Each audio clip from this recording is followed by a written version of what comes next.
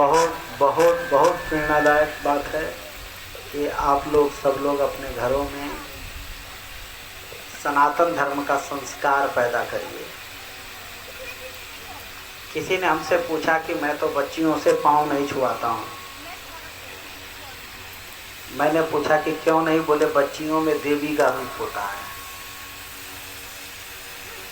तो मैंने पूछा कि आपकी बच्ची जब उसका विवाह हो जाए तब आप पाँव छूने देते हैं कि नहीं? बोले नहीं, फिर पाँव छूने देते हैं। तो मैंने बोला कि आप अपने बच्चे को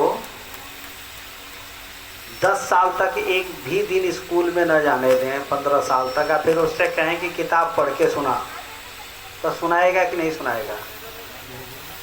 तो जिस बच्ची को बचपन से लेके 18 साल तक, 20 साल तक, 25, हिंदुओं में तो 20-25 साल से पहले ब्याह ही नहीं करते हैं, जाटों में और बनियाओं में तो और बुरी हालत है, बहुत बुरी हालत है। ये तो समझ लो डूब मरने लायक बात है। लेकिन जो उनसे पूछा जाए, जो बच्ची अपने घर में जन्म से लेके 20-22 साल तक किसी का पाँव न छुई हो और विदाई के समय उसके माता पिता कहते हैं जाके अपने सास ससुर का पाँव छूना, तो कितने प्यार से छुएगी? जरा कोई बताएगा? भैया, अगर तुम्हारी बच्चियों में ये संस्कार डालना है तो ऐसा नरक भी हमको चाहिए। अगर ये हमारी बच्चियों में ये संस्कार डल जाए कि बचपन से ही ये चरण स्पर्श करना सीख जाएं। चरण स्पर्श करने से अगर भगवान की कृपा मिलती है तो केवल लड़कों को ही क्यों मिले, बच्चियों को क्यों न मिले? बच्चियों को मिलना चाहिए कि नहीं मिलना चाहिए? बच्चियों ने ऐसा क्या बिगाड़ा भाई? चरण स्पर्श क्यों किया जाता है? क्योंकि चरणों में नारायण का निवास है। तो तुम्हारा पाँव थोड़े छू रही हैं, वो तो नारायण का स्पर्श कर रही हैं। तो मूर्ख आदमी अहंकार वश यह कहने लगता ना ना ना मेरा पाँव मत छुओ। वो मूर्ख है, वो जानता ही नहीं है कि उसके चरणों में नारायण रहते हैं। वो नारायण को स्पर्श कर रही है, उसको नारायण आशीर्वाद देंगे। हम कौन होते हैं आशीर्वाद देने वाले? कृपा तो भगवान से मिलती है, संसारी आदमी क्या कृपा देगा? तो ये सब संस्कार महाराज जी ने जो बताया, सब तरह से बच्चों को घरों में संस्कार डालिए। महाराज जी का कोटि कोटि आभार है। हमारे बीच में आपका ही एक बच्चा है मोहित शर्मा, जो कि मेरठ में रहता है। ये करीब क्या इसको साधु ही समझो, साधु बन गया था। कानों में कुंडल, लोग ध्यान से देखेंगे तो कान अभी भी छेदा उदा मिलेगा। अभी वो सामने ला रहे हैं। आओ मोहित। महामंडलेश्वर नरसिंहानंद गिरी जी महाराज जी ने कहा कि तुमने विवाह किया कि नहीं? इसने कहा कि नहीं। तो बोले अब मुझको तब मुंह दिखाना जब तुम विवाह करके आना। बोले मैं तो साधु बनना चाह रहा था। बोले साधु तब बनना, पहले 2-4 बच्चे ऐसा तो पैदा कर लो जो सनातन की रक्षा करें, नहीं तुम्हारा गला ही काट के ले जाएंगे। इस बच्चे ने कुंडल उतार दिया और DK शर्मा जी हैं, इन्होंने तय कर दिया इसका विवाह। ताली बजाओ आप लोग। यानी हम लोगों का एक निमंत्रण पक्का। लेकिन ये भले थोड़ी सी हंसी की बात है, शुद्ध सनातनी, शुद्ध सैनिक, पूरा ओज, और आप सोच नहीं सकते हैं मेरठ में ये वो काम करता है कि ये मान के चलो कि मेरठ में अगर कोई हिंदू पर आपत्ति आएगी तो सबसे आगे दिखने वाला बच्चा है। इसको आप लोगों का आशीर्वाद भी चाहिए और हम पूरी तरह से ऐसे बच्चे के साथ हैं और इसको, इसके भविष्य के लिए हम भगवान से प्रार्थना करते हैं। और आप लोग इस बच्चे को उस रूप में सुनिए कि आपके घरों में जो बच्चे हैं वो ऐसे बच्चों से कुछ प्रेरणा ले सकें। मोहित शर्मा।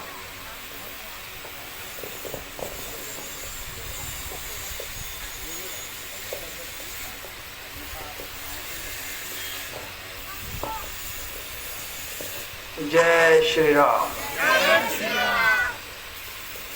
पहले मैं भी गृहस्थ जीवन में रहता था, मम्मी पापा के साथ सबके, तो हमेशा ये चिंता रहती थी बहन की शादी करनी है, अपना घर होना चाहिए, भाई की शादी करनी है, और मतलब जो पारिवारिक जीवन के हमारे काम हैं इन्हीं में व्यस्त रहता था, जैसे आम आदमी सब रहते हैं। ये मेरे को ऐसे लगे जैसे रात में सितारे होते हैं ना, आसमान में सितारे जगमगाते हैं, अपनी कामनाएं, जो मन की कामनाएं होती हैं। पर गुरुदेव को सुन के हमारे जो गुरु हैं यतीन्द्र सिंहानंद जी, अचानक एक सूर्य उदय हुआ, और उस सूर्य उदय में वे सारे सितारे कहाँ गए मुझे दिखाई तो दिए नहीं, वे सब छिप गए, एक भी सितारा नहीं दिखाई दिया। और मैंने जीवन में सोच लिया अब विजय मिले या वीर गति, सब महादेव के नाम, और जीते जी रण छोड़ के जाना वीरों का नहीं काम। हर हर महादेव। मृत्यु अटल है, निश्चित है।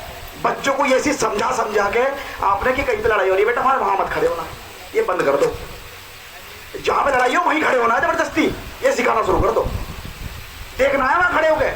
क्योंकि ये समझा समझा के हमने बच्चों को इतना कायर बना दिया, इतना कायर बना दिया। मैं भी कायर ही था, जब से गुरु के चरणों में पहुंचा शायद थोड़ा बहुत ज्ञान और हिम्मत आ गई।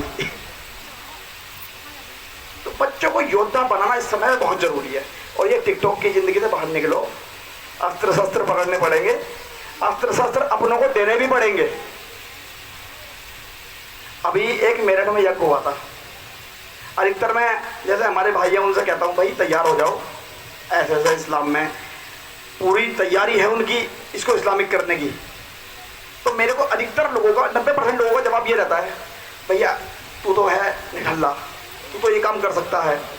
भाई हमारे बच्चे हैं, हमारी बीवी हैं, तो मैं उनसे कहता हूँ क्या महाराणा प्रताप की बीवी बच्चे नहीं थे, छत्रपति शिवाजी महाराज के नहीं थे, गुरु गोविंद सिंह के बच्चे नहीं थे, तो वो तो बेकार ही लड़े थे हमारे लिए। ये तो बच्चे होना, शादी होना, उनका विवाह, ये तो जीवन जीने का तरीका है। पर इसकी लालसा और कामनाओं में धर्म को छोड़ दिया, यही डूब गए हम। यही डूबने का सबसे बड़ा कारण है।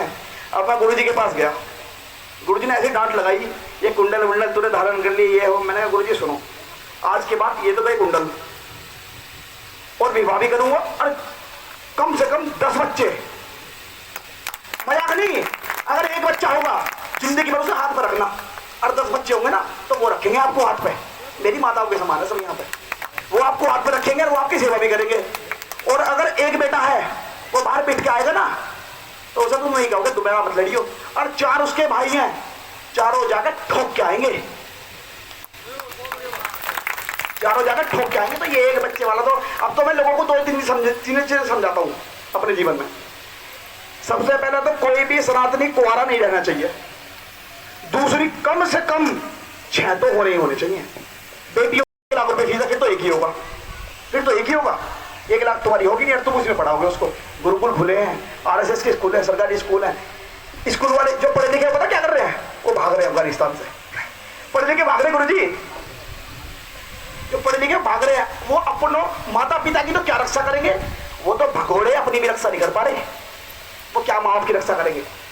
किसी भी स्कूल में पढ़ाओ, कुछ भी करो, पर बच्चों को योद्धा बनाना बहुत जरूरी है। अंत में युद्ध ही काम आता है। हमारे भागवत गीता में भगवान कृष्ण ने अर्जुन से एक श्लोक कहा, जब अर्जुन ने कहा ना मैं तो लड़ूंगा नहीं, अक्सर हमारे गुरुजी इस श्लोक से मार्गदर्शन करते हैं। हतो वा प्राप्स्यसि स्वर्गम जित्वा वा भोक्ष्यसे महीम कस्माद् उत्तिष्ठ कौन्तेय युद्धाय कृतनिश्चय। अर्जुन युद्ध में मारा जाकर तो स्वर्ग को प्राप्त करेगा, अथवा धरती का भोग भोगेगा। तो बस मैं तो यही कहता हूँ, ज्यादा से ज्यादा हर हिंदू के घर में अगर 5 सदस्य हैं तो तलवार एक नहीं होनी चाहिए, बंदूक एक नहीं, 5 अपनी पर्सनल। इतिहास में जाओ थोड़ा तो पहले तो माताएं भी यहाँ कटार रखती थी।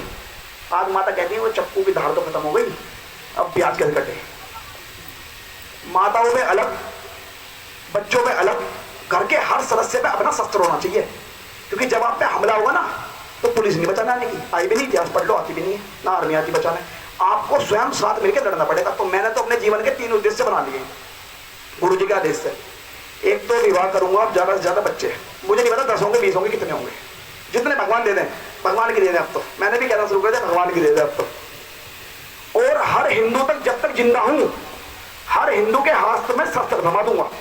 जितने हिंदू मेरे जानकारी में हैं, जितने लोग मुझे जानते हैं, सबके हाथ में शस्त्र थमा दूंगा। ये मेरा छोटा भाई है, हम 5 बहन भाई हैं।